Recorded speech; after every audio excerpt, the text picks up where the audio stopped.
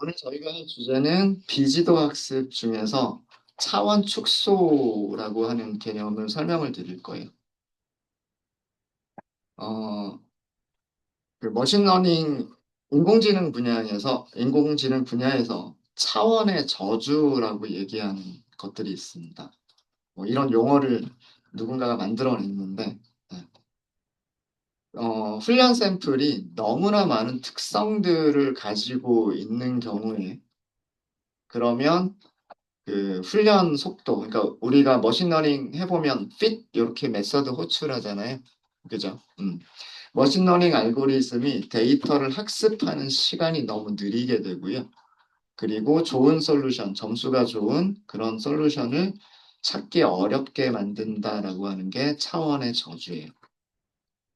저희가 그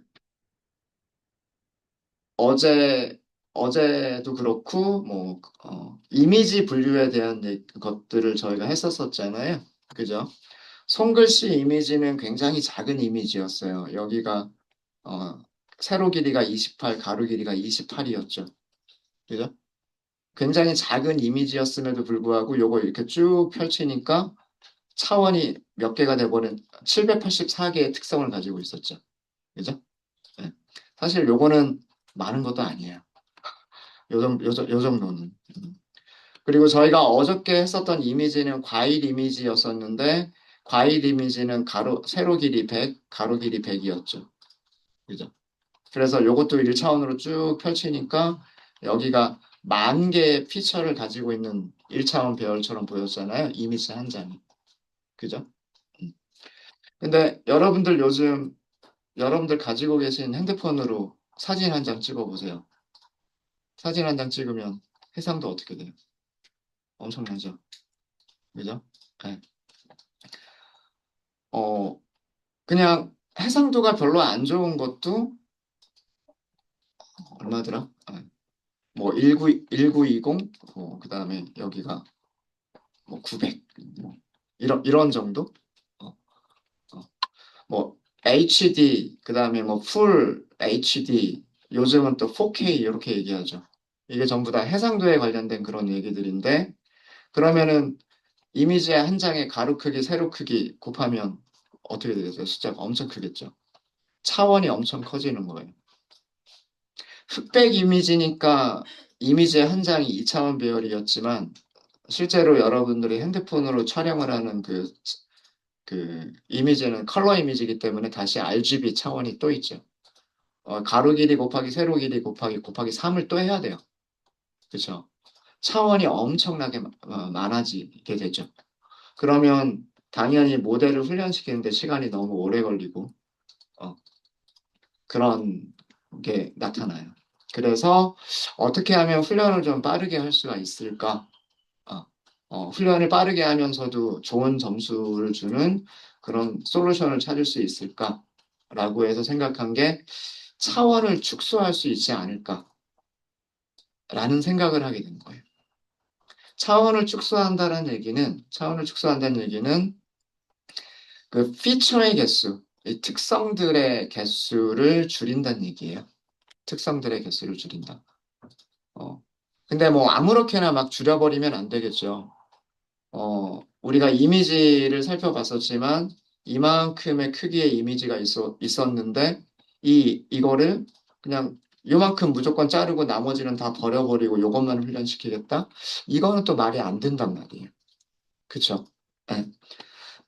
그래서 그 차원을 어떻게 축소시킬 것이냐라고 하는 그런 기법들 중에서 가장 대표적인 기법 두 가지가 프로젝션이라고 하는 게 있고 매니폴드 러닝이라고 하는 게 있어요. 프로젝션은 우리말로 투영시킨다라는 뜻이고요. 매니폴드는 뭐 이거 우리말로 번역이 되지 않아서 자, 투영이라고 하는 개념은 음, 그렇게 어려운 개념이 아니에요. 자, 실제로 이렇게 3차원 모양의 어떤 도형이 있다라고 생각을 해볼게요.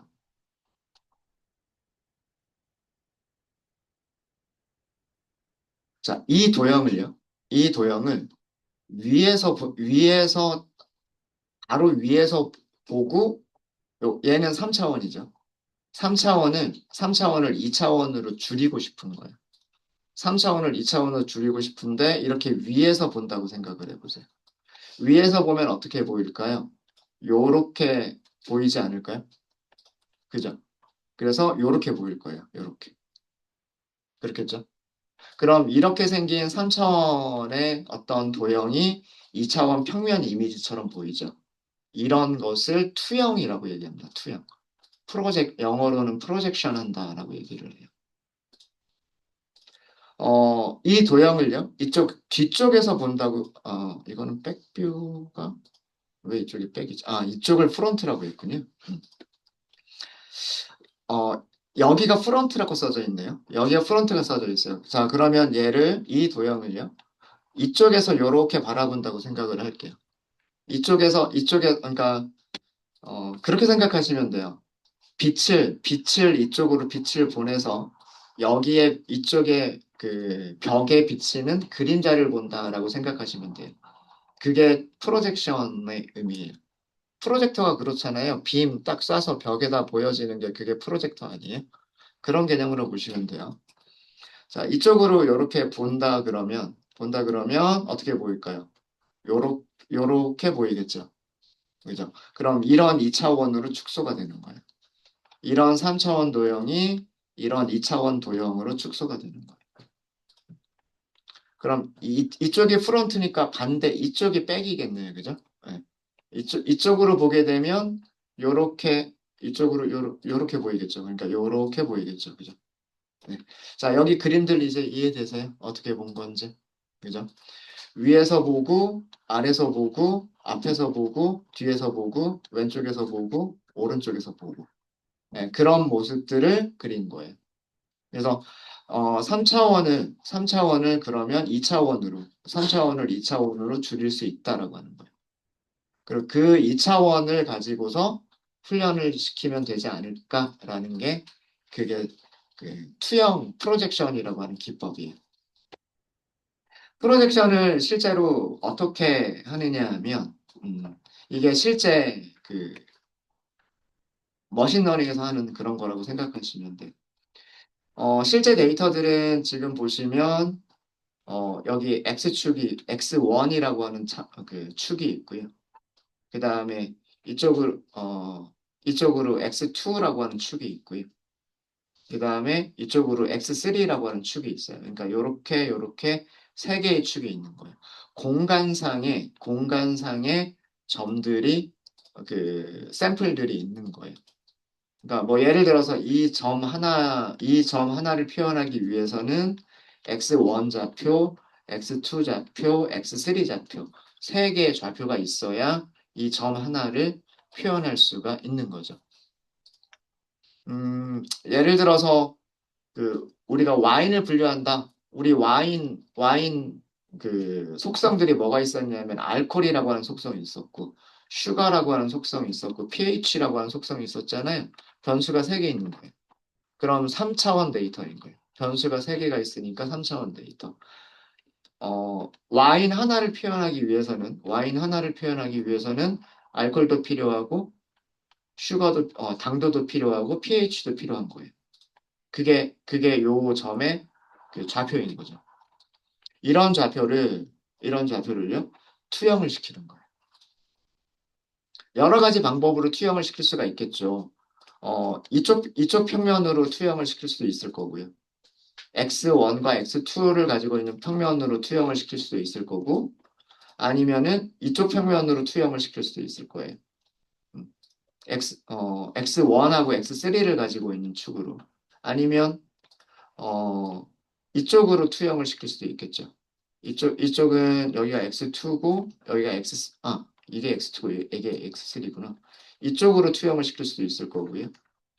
이쪽으로 투영시킨다는 얘기는 여기가 X1이고, 여기가 X3니까 X1하고 X3로 이루어진 그런 평면으로 투영을 시킬 수도 있을 거고요. 아니면 임의의 평면을 만들어낼 수도 있어요. 꼭 어떤 좌표축들만으로 이루어진 그런 평면이 아니라 3차원 공간상에서도 어떤 평면을 만들어낼 수가 있을 거예요. 그리고 그 평면으로 점들을 투영을 시킬 수도 있을 거예요. 지금 여기 있는 그림은 이 3차원 공간상에 있는 점들을 요 회색으로 표현이 된 평면 안으로 투영을 시킨 결과예요. 투영을 시켰더니 요렇게 점들이 이렇게 있게 되는 거죠. 새로운 두 개의 좌표축으로만 점들을 표현할 수 있도록 만들어진 거예요. 그래서 이런 기법을 사용하면 3차원을 2차원으로 바꿀 수가 있는 거고요. 뭐 4차원을 3차원이나 2차원으로 바꿀 수도 있는 거예요.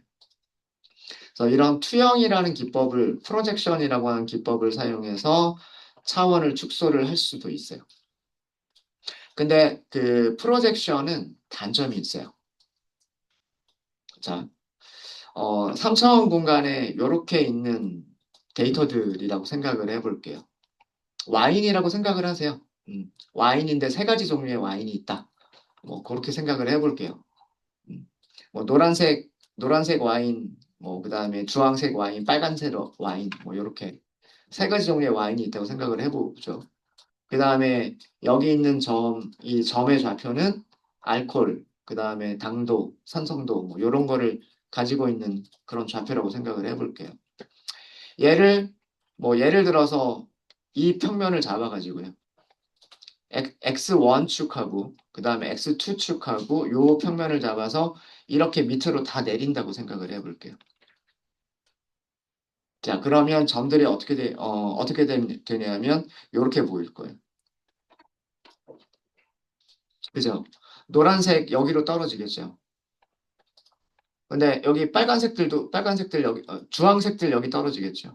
근데 주황색들이 떨어지는 위치에 빨간색들도 떨어지겠죠. 그죠? 예, 요렇게 보신다고 생각하시면 돼요. 요렇게. 음. 노란색이 떨어지는 위치에 빨간색도 떨어지고 주황색도 떨어질 수 있어요. 그러니까 이렇게 섞여 있게 되겠죠. 그렇죠? 물론 노란색들이 많은 부분도 있을 거고 주황색들이 많은 부분도 있을 거지만 굉장히 많이 섞여 있는 부분들이 있을 거예요. 데이터들이 이런 식으로 분포하게 되면 분류하기가 쉽지 않겠죠.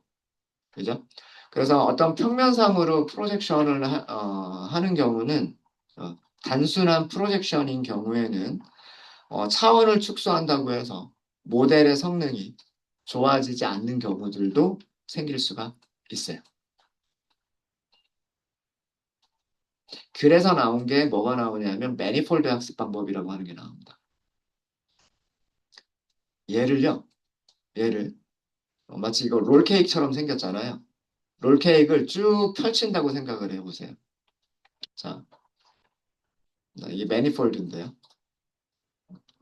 아까랑 다른 거는 투영을 시킨 게 아니라 뭐 롤케이크나 종이가 이렇게 두루마리가 이렇게 말려 있는데 얘를 쭉 하고 펼쳤어요. 펼치니까 이렇게 되죠. 그렇지 않나요? 그죠? 자, 그러면 이런 클래스 어때요? 분류하기가 쉽겠죠. 그죠? 네. 이런 방법을 매니폴드 학습 방법이라고 얘기를 합니다. 약간 위상 수학적인 그런 수학적인 기법이 좀 들어가야 돼요. 음. 단순한 투영은 수학적으로 이렇게 계산하기가 쉬운데 얘는 어떤 공간적인 거를 평면적으로 이렇게 만들기 위해서 그런 수학적인 기법을 좀 사용을 해야 돼요. 이렇게 하면 차원도 축소가 되면서 차원도 3차원이 2차원으로 차원도 축소가 되면서 어떤 분류와 같은 그런 문제를 다룰 때 성능도 좋겠다라고 하는 거예요. 그래서 이런 기법도 있고요. 이런 기법도 있고. 자, 이것도 매니폴드 기법들을 그냥 이미지로 설명을 한 거예요. 이것도 이렇게 쭉 펼치게 되면 이것도 이렇게 해서 쭉 펼치게 되면 이런 평면에 의해서 이쪽 이렇게 뭐 나눠진다라고 하는 그런 거를 보여준 거고요. 얘도 쭉 펼치게 되면 예, 어, 옅은 주황색, 옅은 그 초록색, 짙은 초록색, 뭐 이런 식으로 된다. 뭐 이런 거고요. 매니폴드 학습 방법은 저희가 수업 시간에는 다루진 않을 거예요. 매니폴드는 다루진 않을 거고, 저희가 수업 시간에 다룰 차원 축소의 기법은요. 차원 축소 기법은 PCA라고 하는 차원 축소 기법을 다룰 거예요. PCA는 Principal Component Analysis를 줄여가지고 얘기한 거고, 그냥 말 그대로 옮기면 주요한 성분들을 분석하겠다라고 하는 그런 알고리즘이에요. 그래서 간단하게 주성분 분석 이렇게 얘기를 합니다. 주성분 분석. 이 주성분 분석은 일종의 그 투영과 약간 비슷해요. 투영과 약간 비슷한데, 자, 실제로는 여기 X1 축이 있어요. 실제로는 여기 X1 축, 그 다음에 여기 X2 축. 그러니까 두 개의 축을 가지고 있는 거예요. 두 개의 축을 가지고 있는 거고요. 어, 어, 이 축에다가 이 실제 데이터들을 투영한다고 생각을 해볼게요. 자, 투영한다는 얘기는 그 축으로 수직인 직선을 내린다는 뜻이에요. 여기 있는 점은 여기로, 여기 있는 점은 여기로, 여기 있는 점은 여기로. 무슨 얘기인지 아시겠죠? 그죠? 어. 이거 투영이잖아요. 그죠? 이거는 투영이에요. 그러면은 점들이 어떻게 위치하는 거예요? 여기에 요렇게 점들이 위치하는 거예요. 그죠? 그러니까 X1 좌표만 보자 이거예요. X1 좌표만 보자. 그럴 수 있죠. 그쵸? 그럴 수 있겠죠. 음. 반대로, 반대로요. 어, 음. 어, 내리는 거를 X2축으로 내릴 수도 있어요. 그 얘기는 무슨 얘기냐면, 여기 있는 점은 여기로, 여기 있는 점은 여기로, 이쪽에 있는 점들은 이쪽 축으로, 이쪽 축으로. 그러면 점들은 여기에 이렇게 있겠죠. 그렇죠? 맞습니까? 네. 음. 자, 이렇게 그 각각의 그 축으로 그 투영을 시킬 수가 있어요.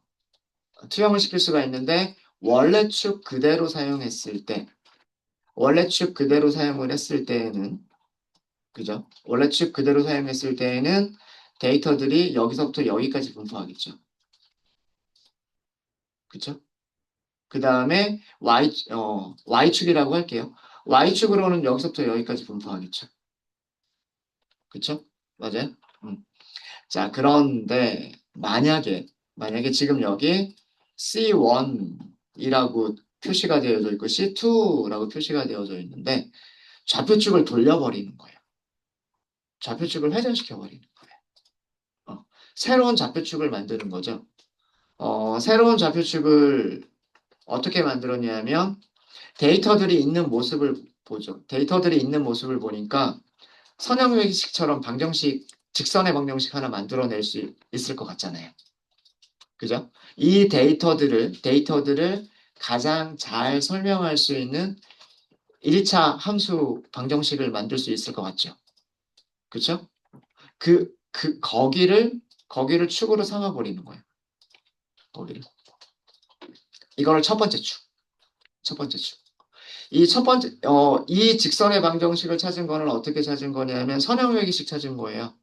선형회기식은, 선형회기식은 뭐예요? 실제값과 예측값, 그 사이의 오차들의 제곱의 합을 최소로 만들어주는, 그죠? 오차들의 제곱의 합을 최소로 만들어주는 그런 함수를 찾는 게 선형회기잖아요. 그죠? 음. 데이터들을 가장 잘 설명할 수 있는, 데이터들을 가장 근사하게, 가장 비슷하게 설명할 수 있는 그런 함수가 선형회기식이잖아요. 그죠? 거기를 축으로 잡아버리는 거예요. 거기를 첫 번째 축으로 잡아서, 거기를 첫 번째 축으로 잡아서 데이터들을 거기다가 투영시킨다고 생각을 해볼게요. 그럼 데이터들이 어떻게 분포하냐 하면 데이터들이 요렇게 분포하겠죠. 그죠? 아까 그 X축에 분포하던 것보다 조금 더 넓게 데이터들을 더 가지고 있을 거예요. 그러니까 지금 여기 있는 그림이 그 첫 번째 축으로 투영한 결과들을 보여주고 있는 거예요. 어, 투영할 때 이 거리들 어떻게 돼요? 투영한 거리들이 되게 짧죠? 그렇지 않아요? 그죠? 다시, 어, 여기 있는 점을 이쪽으로 투영하는 것보다, 그럼 요만큼 떨어져야 되잖아요. 그죠? 이것보다 여기 있는 점을 이 직선 위로 떨어뜨리는 게 조금 덜 떨어지잖아요. 그죠? 맞아요. 데이터와 더 근사한 그런, 더 비슷한 그런 축이란 얘기예요. 이해되시죠? 음. 여기 있는 점을 여기로 투영시키는 것보다는 여기 있는 점을 여기로 투영시키는 게 좀 더 데이터를 더 잘 설명을 하죠. 그렇지 않을까요? 그죠? 그래서 이쪽 축으로 투영시키니까 이렇게 데이터들이 보이는 거고요. 음. 그래서 이 첫 번째로 찾은 얘를 뭐라고 얘기하냐면 주성분이라고 얘기하는 거예요. 주성분. 데이터들을 가장 잘 설명할 수 있는 좌표축. 이렇게 생각하시면 돼요. 데이터들을 가장 잘 설명할 수 있는 좌표축. 그래서 데이터들을 가지고서 첫 번째 프린시플 컴포넌트를 찾는 거예요. 첫 번째 프린시플 컴포넌트를 찾고 나면 두 번째 프린시플 컴포넌트는요. 그러니까 두 번째 주성분은 우리 좌표축은 항상 어떻게 만나야 돼요? 직각으로 만나야 되죠. 그렇죠? 좌표축 만들 때 이렇게 해가지고 뭐 여기를 30도 요런 좌표축 쓰는 경우는 거의 없잖아요. 그죠? 우리가 좌표축이라고 한다면 서로 직각이 되도록 만나게 한단 말이에요. 그래서 이 첫 번째 좌표축을 먼저 찾고 이 첫 번째 좌표축의 수직인, 수직인 축을 찾아요. 그게 두 번째 주성분이에요. 지금은 2차원밖에 없기 때문에 수직인 거는 하나밖에는 없어요. 요렇게 하나밖에 없습니다.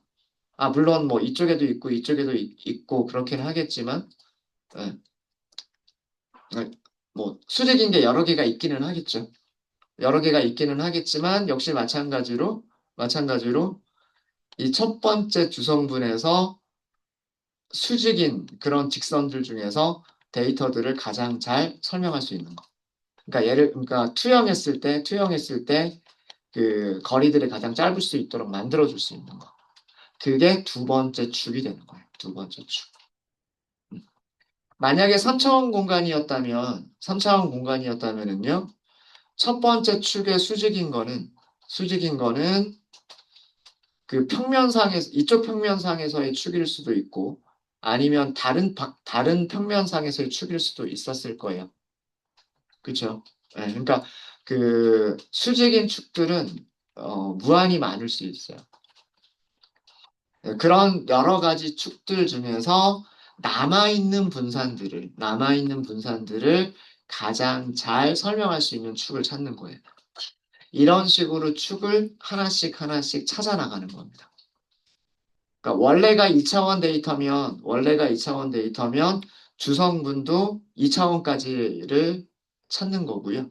찾는 거고 원래가 3차원 데이터였다. 그러면 주성분도 3차원까지를 찾는 거예요. 일단은 찾아놓고 그 중에서 일부를 선택하면 되는 거예요. 아니면 처음부터 주성분을 두 개까지만 찾아라. 세 개까지만 찾아라. 이렇게 할 수도 있어요. 그렇게 할 수도 있습니다. 이게 주성분 분석이라고 하는 겁니다. 그래서 주성분 분석은 좌표축이, 좌표축이 회전되는 것처럼 생각하시면 돼요. 이런 좌표축이, 이런 좌표축이, 어, 요렇게 회전하면 요렇게 바뀌는 거 아니에요? 그죠? 그죠? 예. 뭐 2차원이니까 이렇게 간단하게 생각할 수가 있지만 이게 뭐 3차원, 4차원 이렇게 차원이 높아지면 어차피 같은 개념인 거예요. 차원이 많아지더라도 좌표축들이 적절하게 회전해가지고요. 적절하게 회전해서 그 데이터들을 가장 잘 설명할 수 있는 그런 축들을 찾아가는 게 그게 주성분 분석입니다. 주성분 분석. 그래서 뭐 요런 정도로 개념 정도만 이해를 하시고 넘어가시면 될 것 같고요.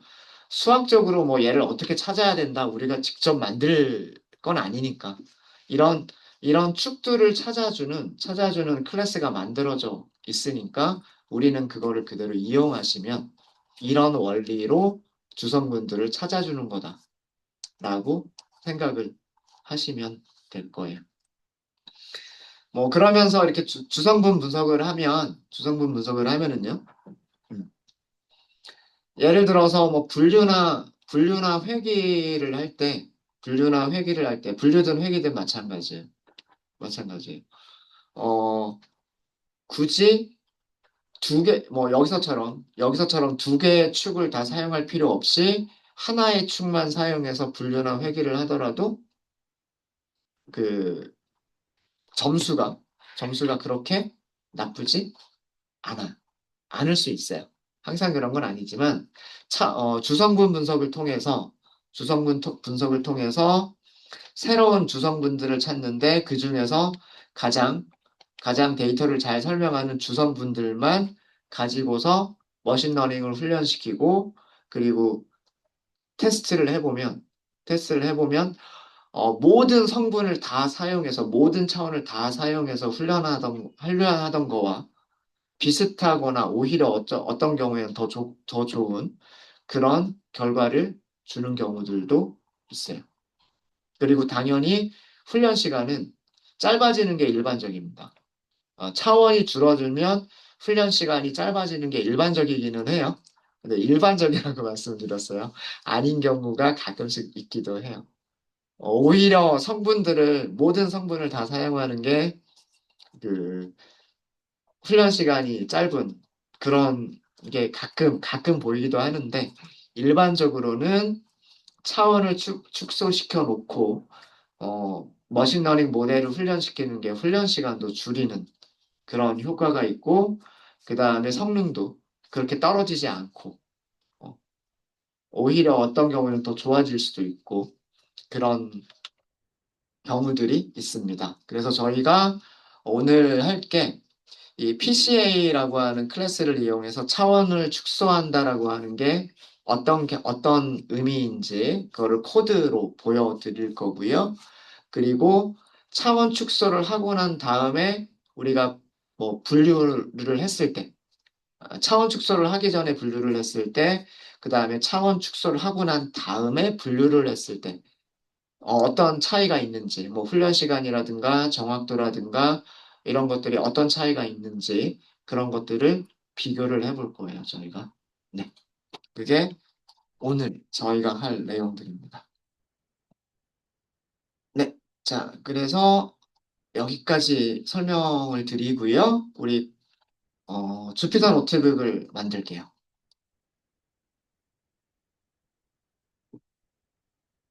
저희가 만들었던 게 14번까지 만들었었죠, 저희가. 그럼 15번이라고 만들도록 하겠습니다. ML 15번, PCA라고 하도록 하겠습니다. PCA. 주성분 분석이라는 뜻이에요.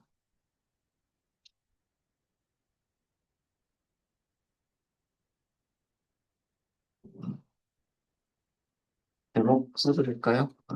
PCA.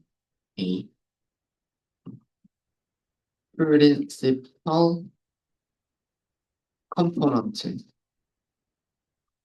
Analysis. 컴포넌트.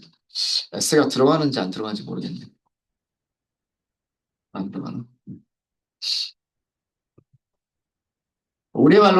우리말로는 주 성분을 분석한다. 주성분 분석 이렇게 얘기합니다.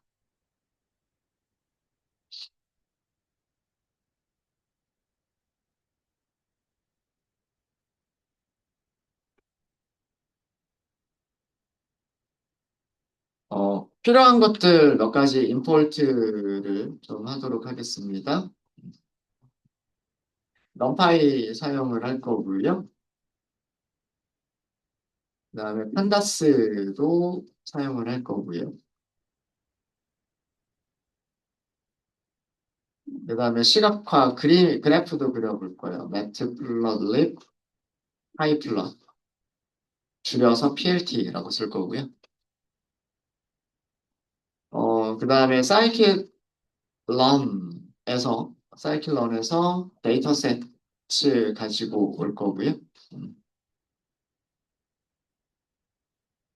그다음에 오늘 저희가 다룰 내용이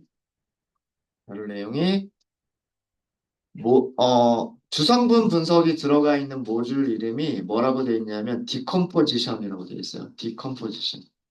이 디컴포지션이라고 하는 모듈 안에 PCA라고 하는 클래스가 있습니다.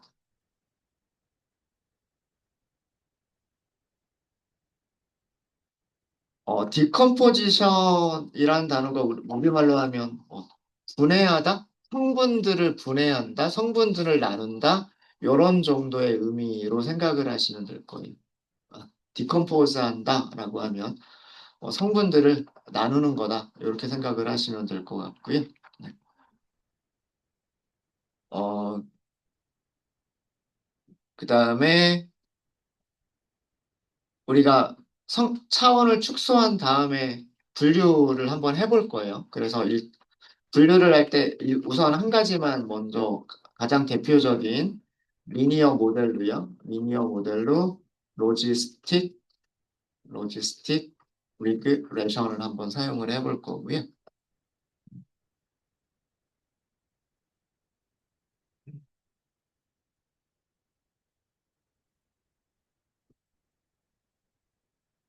서포트 벡터 머신이 성능이 어떻게 나올지 모르겠는데 요거는 저도 테스트를 해보지는 않았는데 요거 어떻게 될지 한번 좀 볼게요. 서포트 벡터 머신으로 SVC가 어떻게 차원 축소하기 전과 차원 축소 후에 어떻게 다른지 한번 비교를 한번 해보도록 하고요. 그 다음에 그 정확도 계산하는 매트릭스에서 정확도 계산하는 함수 요 정도만 일단은 인풋을 하도록 하겠습니다. 혹시 나중에 더 필요한 클래스들이 있으면 여기로 올라와서 더 하도록 할게요. 데이터셋을 먼저 가지고 와야 되겠죠? 데이터셋. 처음 데이터셋은 우리가 어제 사용했었던 그 데이터셋 그대로 이용을 할게요. 먼저 인터넷에서 다운받을게요. 웹에서 다운받는다. 웹겟. 어, 파일 이름은 https bit.ly 그 다음에 fruits 300 데이터 아마 이렇게 되어져 있었을 거예요. 그리고 마이너스 대문자 5입니다. 대문자 5 아웃풋이란 뜻이고요. 저장할 파일 이름이란 뜻이고 fruits.mpy 이렇게 해서 실행하시면 금방 다운로드 받을 거예요. 이렇게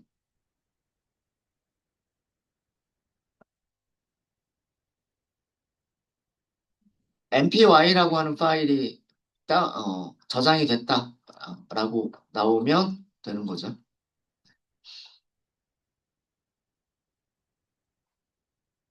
네, 되셨습니까? 되셨어요? 혹시 다운로드 안 되신 분 계실까요? 다 되셨죠? 자, 그러면 넘파이 베어를 로딩을 해볼게요. 프루츠라고 하고요. 넘파이에서 로드라고 하는 함수 있었죠. 여기다가 파일 이름만 주시면 돼요. 저장할 때 우리 뭐라고 했었냐면 fruits.mpy 이렇게 저장을 했었죠. 그러면 저장된 파일에서 넘파이 배열을 가져오죠.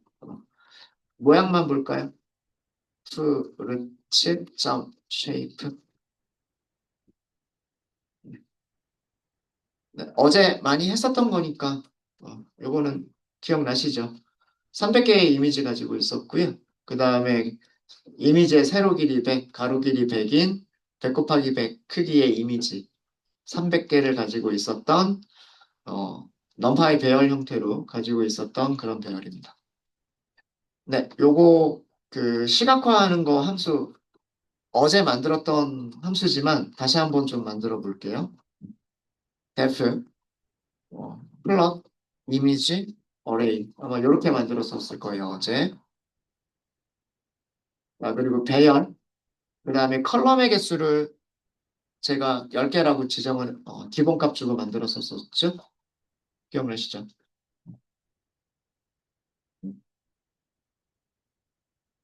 네. 이거의 의미는 뭐냐면 요 배열 안에 있는 이미지들을 여러 장을 그릴 건데, 요, 여기, 한 줄에 몇 개의 이미지를 기본으로 그릴 건지, 10개를 기본으로 그리겠다라고 하는 그런 의미라고 말씀을 드렸었습니다. 이 배열의 원소가 몇 개 있는지를 먼저 찾으셔야 돼요. 어, 그리고 우리는 이 어레이를 뭐라고 생각할 거냐면, 어, 샘플 개수,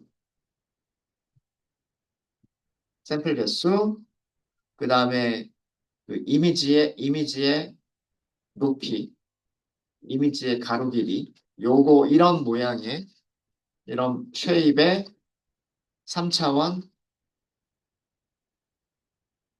배열이라고 생각을 할 거예요.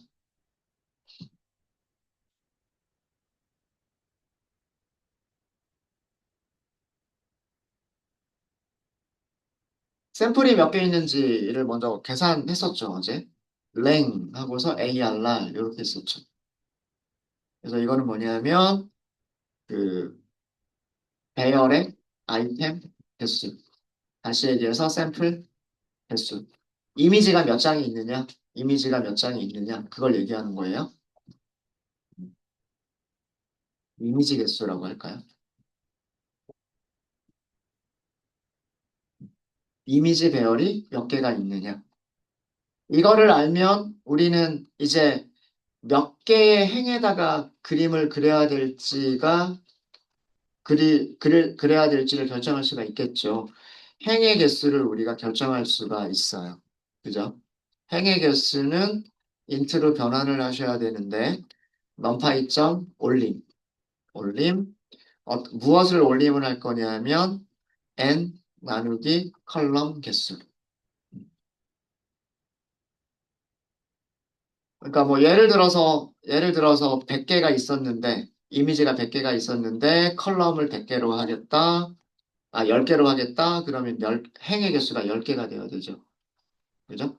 근데 만약에 99개가 있었다. 이거를 10으로 나누겠다. 한 줄에 10개씩 출력하겠다. 그럼 이거는 9.9가 돼버리잖아요. 그죠? 행이 몇 개가 나와야 되냐면 10개가 나와야 되겠죠?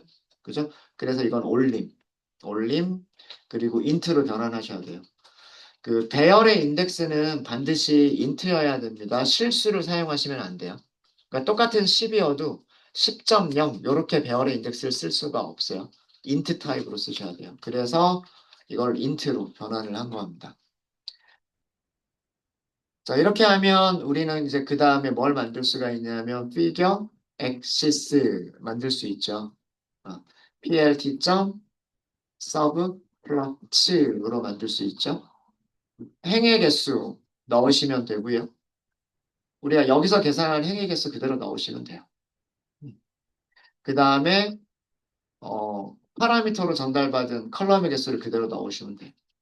그리고 피겨 사이즈를 컬럼의 개수, 그 다음에 로우의 개수 이런 식으로 피겨 사이즈를 만들게요. 음. 이거는 이유 말씀드렸었어요. 그죠?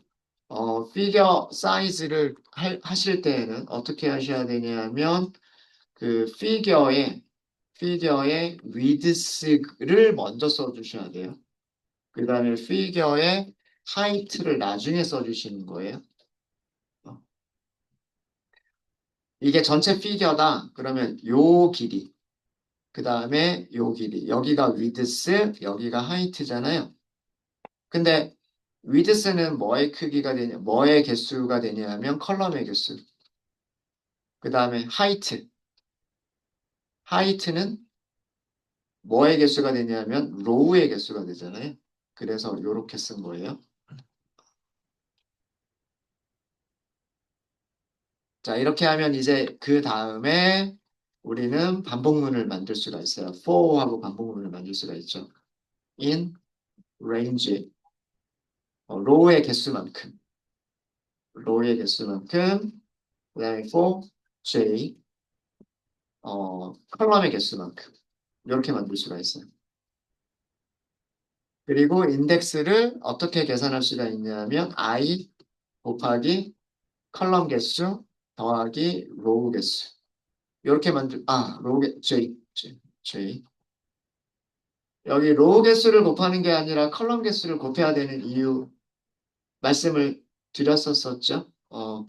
자, 우리 5개만 그린다고 생각을 해볼게요. 5개만 그린다라고 생각하면 0, 1, 2, 3, 4, 그 다음에 여기 5가 돼야 되잖아요. 그죠? 맞아요? 5, 6, 7, 8, 9 이렇게 그려야 되죠. 어, 이미지를 이렇게 10장을 그린다라고 생각을 해볼게요. 이미지를 이렇게 10장을 그린다라고 생각을 해보면 음, 여기 컬럼 개수는 5고요. 그 다음에 로우의 개수는 2죠. 그죠? 어, i는 i는 0하고 1인 거고요. 그 다음에 j는 0부터 4까지잖아요. 그죠? 그럼 인덱스 계산하실 때 여기 5라고 해야 되겠죠. i 곱하기 5 더하기 j 이렇게 해야 되는 거잖아요. 그렇죠? 네. 그래서 여기 컬럼 개수를 곱해 주셔야 됩니다. 요거. 0, 1, 2, 3, 4, 그 다음엔 여기가 5. 이렇게 돼야 되겠죠.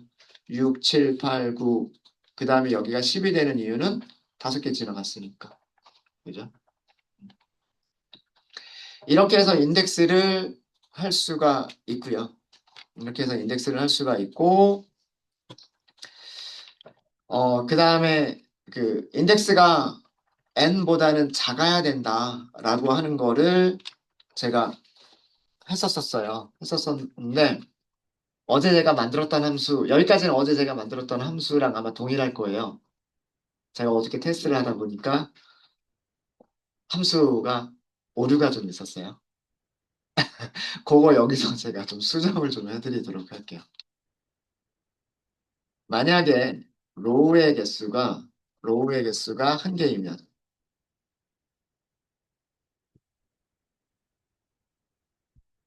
네. 로우의 개수가 한 개일 때와 로우의 개수가 한 개 이상일 때 이게 이것 때문에 오류가 나더라고요. 자, 생각해 보죠.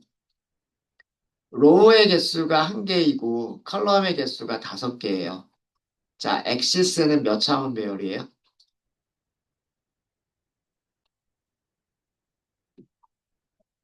요렇게 해서 엑시스가 요렇게 나오겠죠. 맞아요? 여기가 인덱스 0번, 여기가 인덱스 1번. 그죠? 맞아요.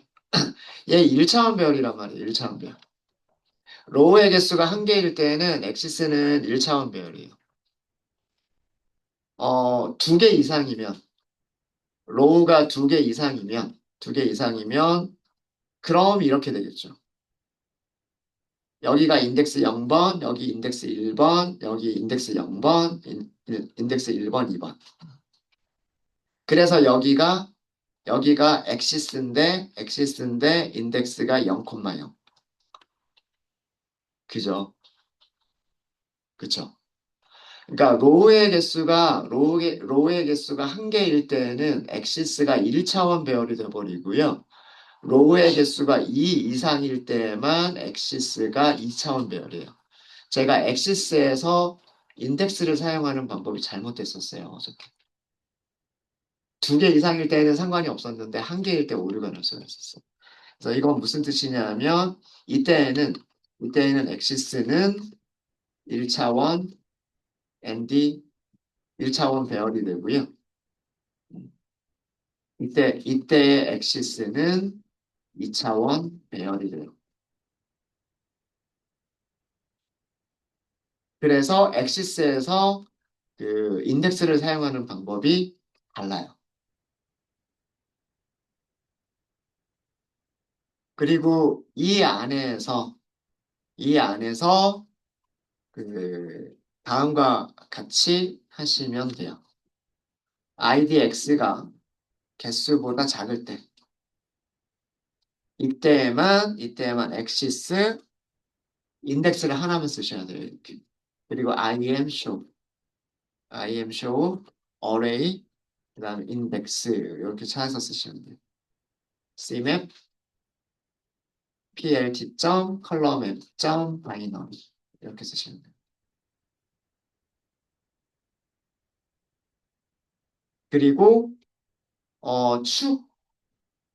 그 축들은 제거를 할 거기 때문에 axis, idx 그리고 어, axis 그리고 off.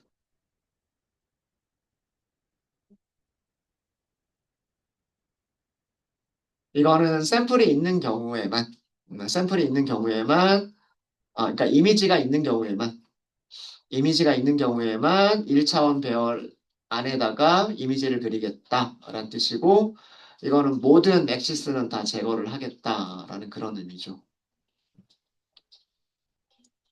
그리고 여기도 똑같은 조건식이 들어가야 돼요. IDX, 인덱스가 m보다 작을 때. 이때는 인덱스를 어떻게 쓰셔야 되냐면 i, j라고 쓰셔야 돼요. 2차원 배열이기 때문에. 2차원 배열에서 i, j라고 쓰셔야 되고 .im show 안쪽은 똑같아요. idx 그리고 컬러 맵은 plt.cm.binary 그리고 엑시스를 제거하는 거는 이 부분과는 상관이 없어요. 그래서 여기 i, j axis off 이렇게 하시면 돼요. 그리고 제일 마지막에 함수 끝나기 직전에 plt.show 이렇게 하시면 돼요. 그래서 어제 제가 만들었던 함수와 조금 달라진 부분이 요게 더 들어갔어요. 이게 달라져서 그렇습니다. 요거 사용하는 방법과 요거 사용하는 방법이 달라서 1차원 배열일 때는 이런 식으로 IMShow와 엑시스를 호출을 하셔야 되고요. 2차원 배열일 때는 IMShow와 엑시스를 이렇게 호출을 하셔야 되기 때문에 이거를 나눠서 구분을 하셔야 돼요. 어제는 이렇게만 했잖아요. 아마 어제 만들었던 코드는 요 else 안에 있는 코드만 들어가 있었을 거예요. 어, 그러면 로우의 개수가 한 개일 때 에러가 날 거예요, 아마. 네, 네, 이렇게 해서 네, 함수 만들었고요. 5개만 출력을 해볼까요? 5개만? 자, 뭐 7개? 7개만 해볼까요?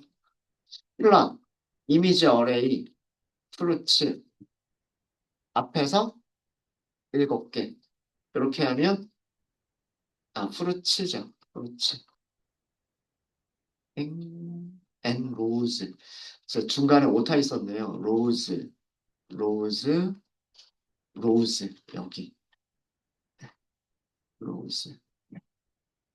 다시 만들게요. 네. 엑시스. 엑시스. 엑시스. 죄송해요. 여기도 엑시스. 여기도 엑시스. 여기도 엑시스. 네. 요 변수죠. 요 변수. 엑시스. 엑시스. 네. 감사합니다.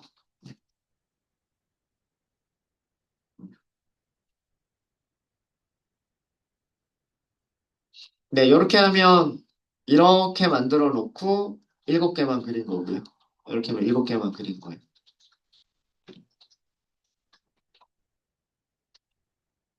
아마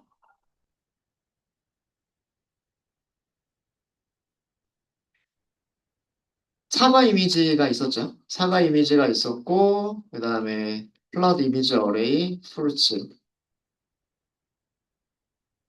100번. 그럼 여기서부터는 아마 파인애플이 있었나 그렇죠? 150개까지만 잘라볼까요? 150개까지만 이렇게 해서 그려보시면 행이 5개가 자동으로 계산이 되죠. 한 줄에는 10개씩 그리고 행은 5개는 자동으로 계산이 되죠. 이게 50개 그린 거고요. 그렇죠? 그 다음에 200번부터도 한번 그려볼까요? 플롯, 이미지 어레이, 프루츠. 200번부터 5개만 그려볼까요? 205번까지. 이게 바나나 이렇게 나오죠. 네, 이렇게 뭐 행이 한 개든 행이 두 개든 몇 개든 그릴 수 있도록 그 함수를 조금 수정을 좀 해봤습니다. 네. 네, 이렇게 해서 이미지 준비를 했고요. 저희가 PCA를 하기 전에 이미지들을 준비를 했고, 어, 시각화하는 것까지 해봤고요. 그리고 이 함수는 이따가 주성분 분석하고 난 다음에도 이 함수는 이용을 할 거예요. 이 함수는. 네. 그래서 요거 잘 동작해야 됩니다. 혹시 여기까지 질문 있으실까요? 질문 없으시죠? 네, 질문 없으시면 15분 쉬어도 하도록 하겠습니다.